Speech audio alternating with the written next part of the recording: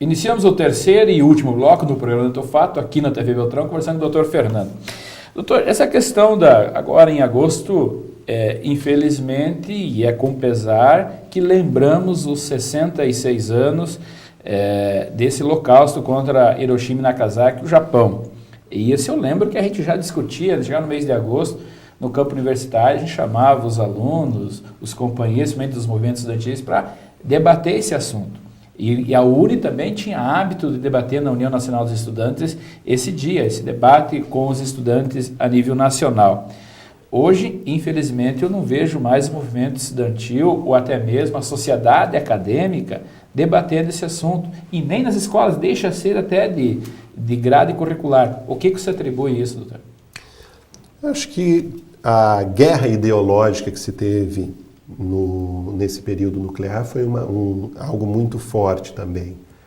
Então, os movimentos, normalmente os movimentos mais progressistas, os movimentos de esquerda, tinham essa lembrança de falar, olha, a Segunda Guerra foi um genocídio não apenas dos judeus pelo Hitler, mas também dos japoneses pelos Estados Unidos. Então, lembrar essa questão, né?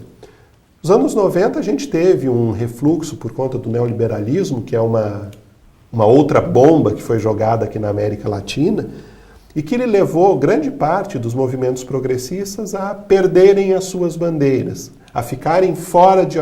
Então, todas as coisas importantes a serem discutidas deixam de ser discutidas.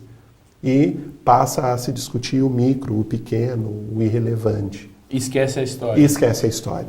Professor Fernando, falando em termos de arma, vamos filosofar um pouquinho a respeito disso tudo, dessa data aí que marca os 66 anos da bomba de Hiroshima e Nagasaki. O senhor, como um estudioso, já estudou vários países, estudou também essa questão da Segunda Guerra. O senhor vê a necessidade de existirem essas armas de massa?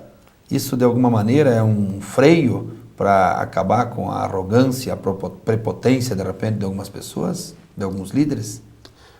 Olha, o grande problema desse tipo de armas de destruição em massa é quando você tem o monopólio dela na mão de alguns.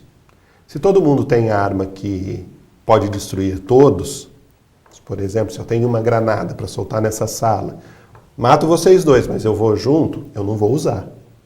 Agora, a partir do momento em que eu tenho armas mais táticas, armas que eu posso usar sem causar uma destruição, sem causar clamor público tão grande quanto as armas nucleares convencionais, aí essa arma eu posso usar. Como, por exemplo, os Estados Unidos utilizou armas baseadas no urânio empobrecido, atacando o Iraque desde 1990. Ou seja, muito pouco se falou nisso. É um tipo de arma que ela não faz aquela explosão toda, mas que ela fez o índice de leucemia em Bagdá aumentar drasticamente. Crianças com anencefalia, problemas de saúde diversos. Por quê? Porque se utilizavam armas radioativas. Para quê? Simplesmente para bombardear. Ora, quando alguns países levam em conta a sua soberania e falam, para termos soberania, precisamos ter uma arma potente para enfrentar aqueles que querem nos invadir, como é o caso do Irã, como é o caso da Coreia do Norte.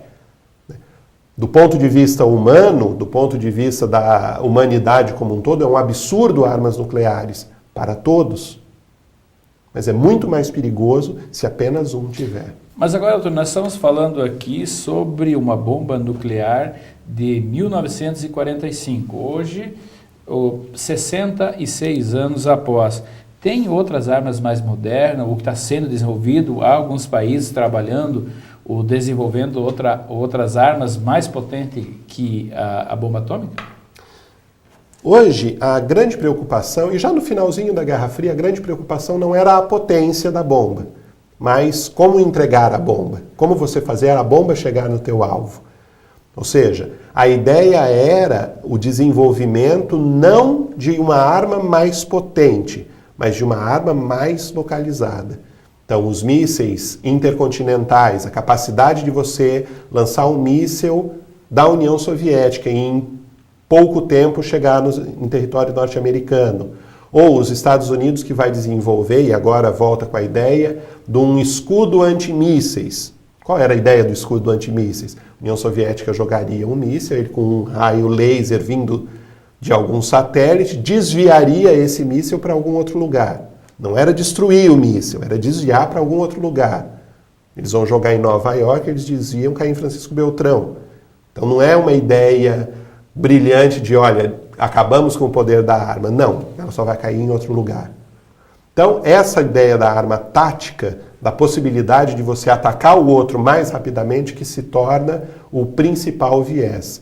E com o fim da União Soviética, quem vai ter essa capacidade maior vai ser os Estados Unidos. Professor Fernando, depois então desta bomba atômica, que fez esse estrago enorme e que até hoje, 66 anos depois, nós estamos lembrando dela. O que dá para dizer aí que os líderes mundiais aprenderam com ela? Que experiência se tirou a partir dessa destruição aí de mais de 170 mil pessoas que morreram no ato, fora aqueles que morreram por consequência dos efeitos colaterais da bomba?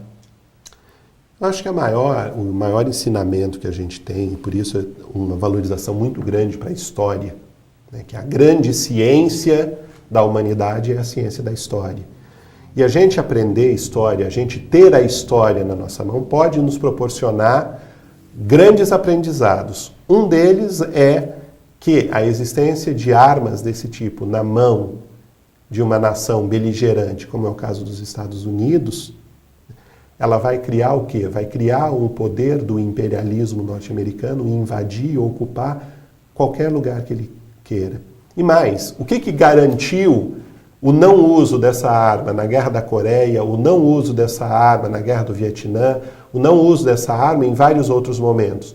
É um clamor da opinião pública mundial de que esses tipos de armas, como as armas químicas, como as armas biológicas, não deveriam ser utilizados, porque aquilo passaria além da capacidade humana de aceitar algo do tipo.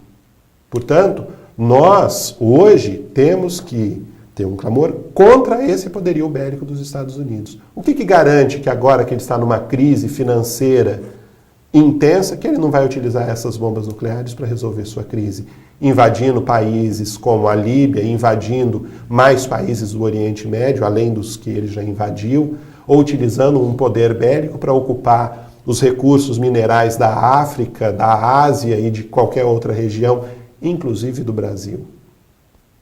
Mas, doutor, infelizmente nós chegamos ao final do nosso programa. Eu deixo 30 segundos para que tu faça as considerações finais. Então, mais uma vez, agradecer e lembrar a toda a população, todos que estão aí nos assistindo, que é importante a gente lembrar que Hiroshima passou, mas que a gente deve lembrar constantemente das atrocidades de guerra que foram cometidas. Como muito bem vocês conduziram a discussão em levar não apenas como o fim da Segunda Guerra, mas como uma grande atrocidade contra a humanidade, não apenas contra os japoneses. Mas, doutor, nós queremos agradecer e mais uma vez aqui a sua participação no programa e dizer que a função do programa é esse, é levar o debate, a discussão para a sociedade, e esse também, além da função do programa, também é a função da universidade, e também a gente coloca o programa à disposição da universidade para que, se tiver outros assuntos, a gente venha aqui debater o interesse da população.